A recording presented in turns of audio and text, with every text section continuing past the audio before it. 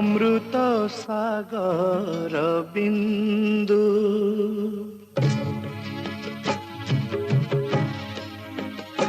नभे उठिथिली तेजी सिंधु खसी मिशिछि अमृत धारे गति करुछि से अकुपारे पचे सुखी गले पाप तापरे होई शिशिर खसी भी तापरे अमृतमय अमृतरय सहित मिशि विसागरे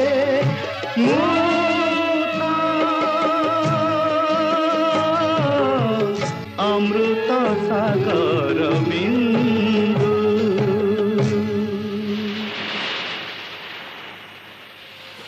आधुनिक काल में कविवर राधानाथ राय, भक्त कवि मधुसूदन राव और व्यास कवि तथा कथा सम्राट फकीरमोहन सेनापति यही विशेष प्रतिभात्रयी जितेबले गोटे नूतन जुग आनयन करिबारे व्यापृत थिले यही उज्जवल महाग्रह रूपी कवि मानक सहित योगदान करथिले रंगाजी और गंगाधर मेहेर। गंगाधर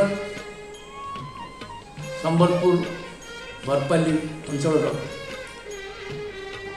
तंतुबाय परिवार रे कुटुंब पोषण करुथिले भी दारिद्र्य कषाघात रे सामान्य किसी चाकरी करी जीविका अर्जन करुथिले भी सेई घोर दुर्दिनर वर्षा राति रे से गाउथिले मंगल ओइला ओषा बिकची राजू तृषा।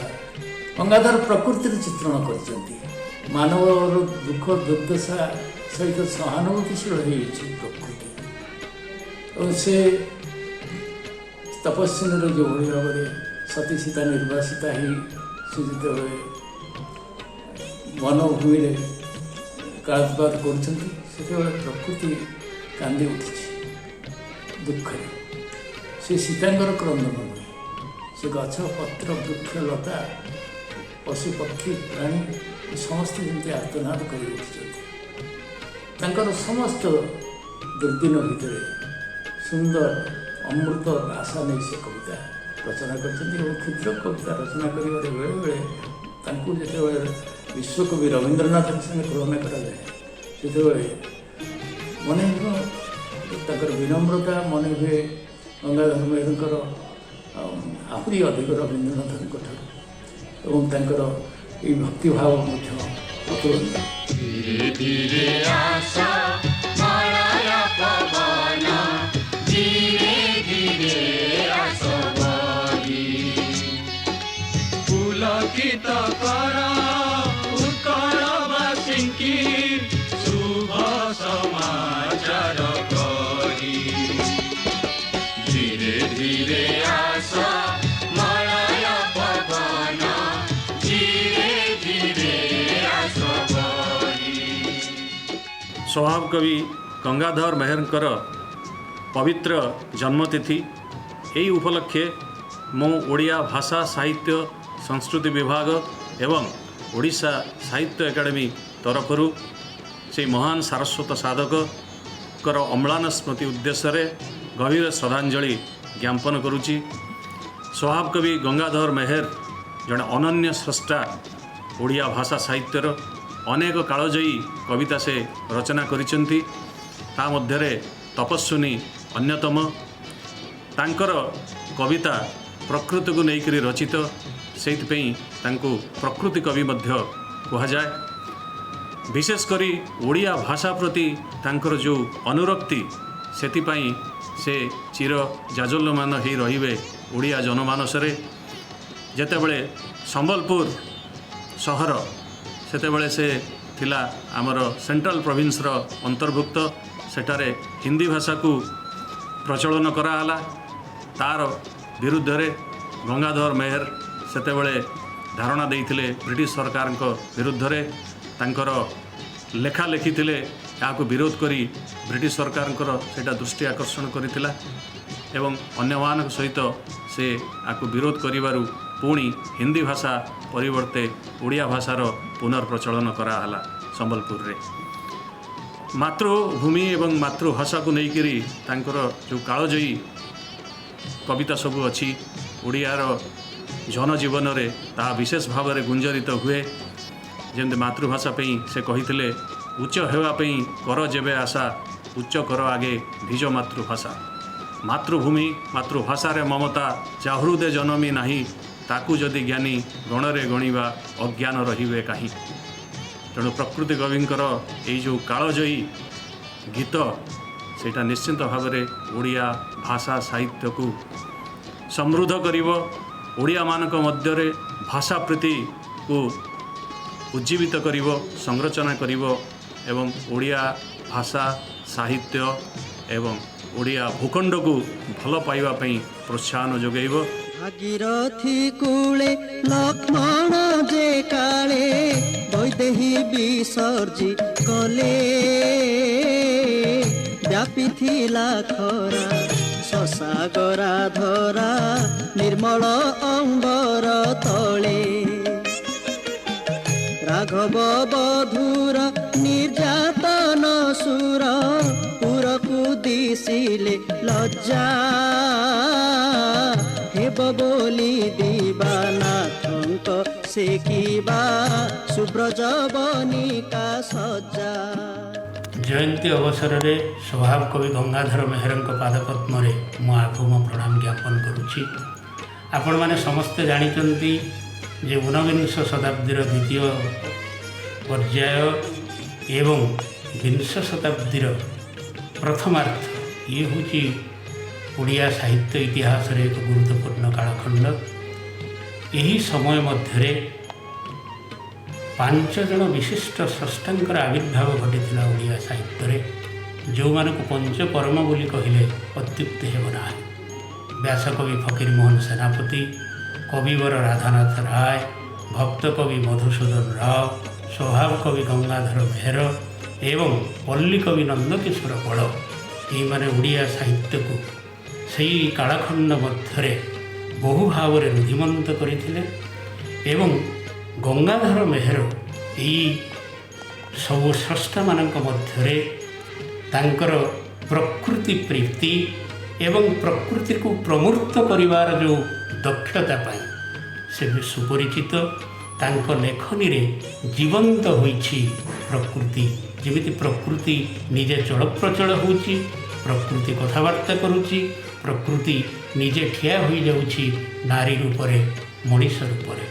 ଯେତେବେଳେ ସମ୍ବଲପୁରରେ ଓଡ଼ିଆକୁ ଉଠେଇ ଦିଆଯାଇ ହିନ୍ଦୀକୁ କଚେରୀ ଭାଷା କରାଗଲା, ସେ ପ୍ରତିବାଦର ସ୍ୱର ଉତ୍ତୋଳନ କରିଥିଲେ ଏବଂ ଗାଇଥିଲେ, ହିନ୍ଦୀ ସରସ୍ୱତୀ ମୋଛାତିରେ ବସି କରିବ ପରା ରାଜତ୍ୱ। ତେଣୁ ଏକାଧାରରେ କବି ଗଙ୍ଗାଧର ସ୍ୱଭାବ କବି, ପ୍ରକୃତିର ଉପାସକ, ଜାତୀୟତାବାଦୀ କବି ଏବଂ ପ୍ରାଚ୍ୟ ପରମ୍ପରାର କବି। ମୁଁ ପୁନର୍ବାର ତାଙ୍କ ପାଦପଦ୍ମରେ ପ୍ରଣତି ଜ୍ଞାପନ କରୁଛି।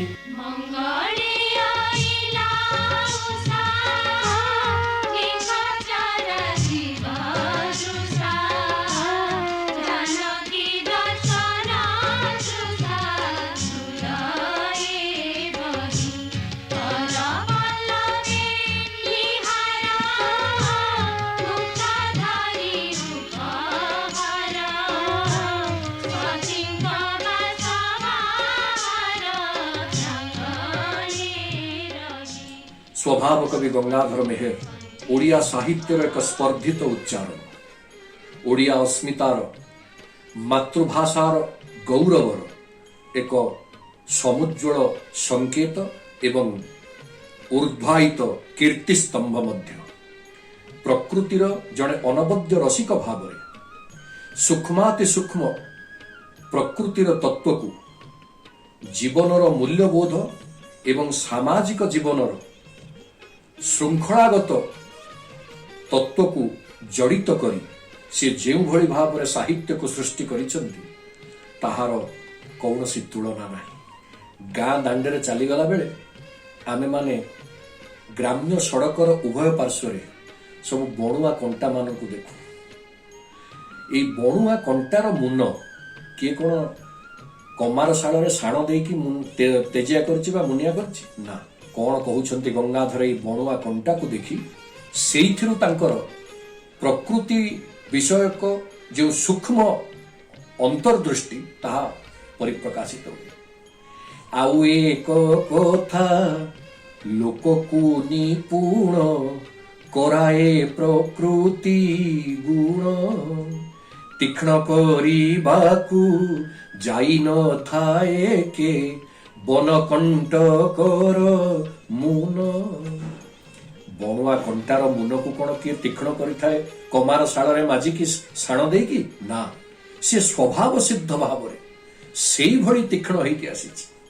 ଠିକ୍ ସେଇଭଳି ଆଉ ଏକ କଥା ଲୋକକୁ ନିପୁଣ କରାଏ ପ୍ରକୃତି ଗୁଣ। ଲୋକ ଭିତରେ ଥିବା ପ୍ରକୃତି ଏବଂ ଗୁଣ, ଯାହାକୁ ଆମେ ଇଂରାଜୀରେ ଭର୍ଚ୍ୟୁଜ ଆଣ୍ଡ ଆଟିଚ୍ୟୁଡ ବୋଲି କହେ, ସେଇ ଭର୍ଚ୍ୟୁଜ ଆଣ୍ଡ ଆଟିଚ୍ୟୁଡ ବା ପ୍ରକୃତି ଏବଂ ଗୁଣ ତାହା ହିଁ ମଣିଷକୁ ସ୍ୱଭାବ ସିଦ୍ଧ ଶୈଳୀରେ ପରିପକ୍ୱ କରିକି ଆଣିଛି। ଯାହାର ଯୋଉଭଳି ଭାବରେ ପରିପକ୍ୱତା ଅଛି ସିଏ ସେଇଭଳି ଭାବରେ ପ୍ରତିଭାର ପ୍ରଦର୍ଶନ କରେ। ଯେମିତି ବଣୁଆ କଣ୍ଟାଟି ତାର ଜନ୍ମରୁ ହିଁ ମୁନ ଧରିକି ଆସିଛି ଏବଂ ସେଇଭଳି ମୁନିଆ ହେଇକି ଅଛି। ତେଣୁ ଏଇ ବଣୁଆ କଣ୍ଟା ଠାରୁ ଆରମ୍ଭ କରି ସୂର୍ଯ୍ୟଙ୍କ ପର୍ଯ୍ୟନ୍ତ ପ୍ରକୃତିର ସାମାନ୍ୟତମ ସୃଷ୍ଟିରୁ ଏକ ବିରାଟ ପରିପ୍ରକାଶ ପର୍ଯ୍ୟନ୍ତ ଗଙ୍ଗାଧର ତାଙ୍କ ଲେଖନୀକୁ ସାବଲୀଳ କରିଛନ୍ତି। ପୁଣି କେମିତି କରିଛନ୍ତି ନା, ଖଦ୍ୟୋତର ଖେଦ ଯେଉଁ କବିତାଟି ଆପଣ ଲକ୍ଷ୍ୟ କରିଥିବେ, ସେଥିରେ ସେ ପରିଷ୍କାର କହୁଛନ୍ତି ଯେ ମୁଁ ଖଦ୍ୟୋତ, ମୁଁ ସାମାନ୍ୟ ଜ୍ୟୋତିରିଙ୍ଗଣ, ମୋ ପାଖରେ ଥିବା ଜ୍ୟୋତି କି ମୁଁ ଜାଣେ ନାହିଁ, କି ମୋର କୌଣସି ଅଭିଳାଷ ନାହିଁ ଉଚ୍ଚ ପଦରେ ତିଷ୍ଠି କେବଳ ଯଶ ବୃଦ୍ଧି କରିବା। କେବଳ ସାରସ୍ୱତ ସାଧନା ବଳରେ ମୋ ଜୀବନକୁ ଅଧିକ ପୁଷ୍କଳ କରିବା ହିଁ ମୋର ଏକମାତ୍ର ଉଦ୍ଦେଶ୍ୟ। ତେଣୁ ଚାହେଁ ନାହିଁ ଜ୍ୟୋତିଷ୍କରେ ହେବା ପାଇଁ ଗଣା, ମୁଁ ଜ୍ୟୋତିଷ୍କରେ ଗଣା ହେବା ପାଇଁ ଚାହେଁ ନାହିଁ, କେବଳ ପ୍ରତି ଲୋକର ହୃଦୟରେ ଏମିତି ପ୍ରତି ଥର ପ୍ରତି ସମୟରେ ସ୍ମୃତ ହେବା ପାଇଁ, ଆଉ ଥରେ ମନେ ପଡ଼ିବା ପାଇଁ ମୋର ଅଭିଳାଷ, ଯାହା ଏ ଓଡ଼ିଆ ଜାତି ତାଙ୍କୁ ଦେଇଛି ଏବଂ ଆଗାମୀ ଦିନରେ ଏଇଭଳି ଦେଉଥିବ। ତେଣୁ ସେଇ ମହାନ ପୁରୁଷଙ୍କୁ ମୋର ଭକ୍ତିପୂତ ପ୍ରଣାମ। କିଏ ଗତୁ ଜ୍ୟୋତିର୍ମୟୀ ଶୁଦ୍ଧ ଶୁଭ୍ର ବେଶା, ଇନ୍ଦ୍ରନୀଳ ଦ୍ୟୁତି ଜିତ ମନୋହର କେଶା, ତନୁ କାନ୍ତି ଭେଦି ତୋର ଶୁଭ୍ର ସୂକ୍ଷ୍ମ ବାସ, ଆହ୍ଲାଦ ଦେଉଛି ହୃଦେ ହୋଇ ସୁପ୍ରକାଶ। ଆଜି ହେଉଛି ସ୍ୱଭାବ କବି ଗଙ୍ଗାଧର ମେହେରଙ୍କ ପବିତ୍ର ଜୟନ୍ତୀ ଉତ୍ସବ। ସେ ପ୍ରକୃତରେ ଥିଲେ ସ୍ୱର୍ଗରୁ ଅବତରଣ କରିଥିବା ଜଣେ ମହାନ ଦେବଦୂତ ପରି।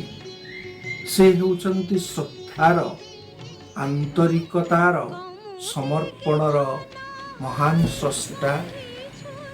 ବାସ୍ତବରେ ପରିବେଶ ପ୍ରତିକୂଳ ହେଉ କିମ୍ବା ଅନୁକୂଳ ହେଉ, ସେଥିରେ କିଛି ଯାଏ ଆସେ ନାହିଁ।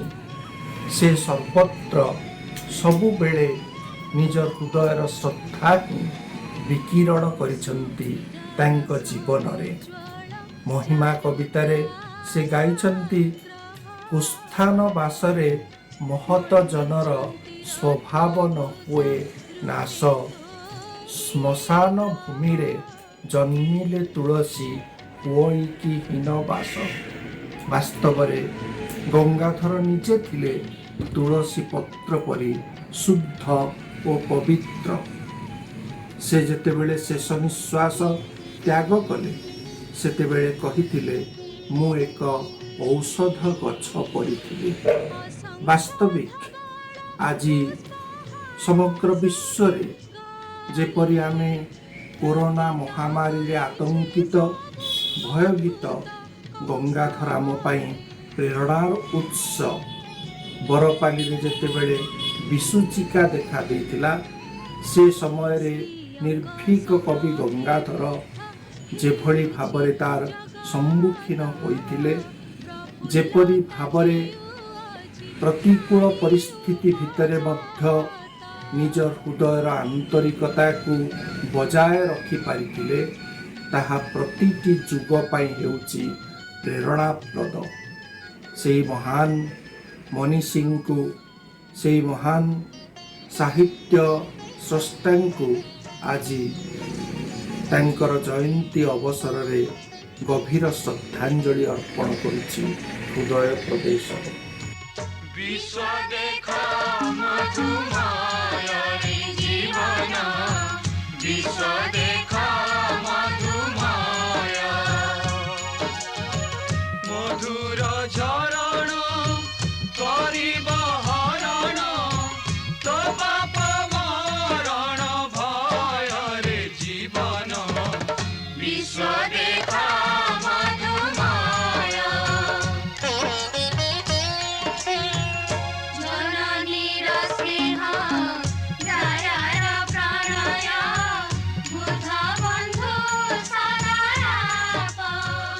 स्वभाव कवि गंगाधर मेहेर आधुनिक कालर अन्यतम प्रभावशाली साहित्यरती भावरे ओडिया साहित्य तांकर अमर स्वाक्षर रखी जाइछन्ति। से थिले मानववादर आद्य प्रवर्तक। प्रकृति चित्रण रे बहि प्रकृति सह अंत प्रकृतिर मधुर समन्वय तांकर स्वतंत्र लेखकीय दृष्टिकोण और परिचय थिला। प्राच्य परंपरा और आदर्श रे अनुरागी रसग्राही कवि गंगाधर चिरंतनी भारतीय संस्कृति और साहित्य को आधार करी अजस्र काव्य विभव सृष्टि करी जाइछन्ति। एही महान सारस्वत पुरुष ए जातिर चिर स्मरणीय और चिर वंदनीय अटंती। आज कवि गंगाधर मेहेरंकर पुण्य जन्मतिथि रे ओडिशा साहित्य अकादेमी पक्षरु श्रद्धा सुमन ज्ञापन करने सहित तांकु श्रद्धांजलि अर्पण करूछु।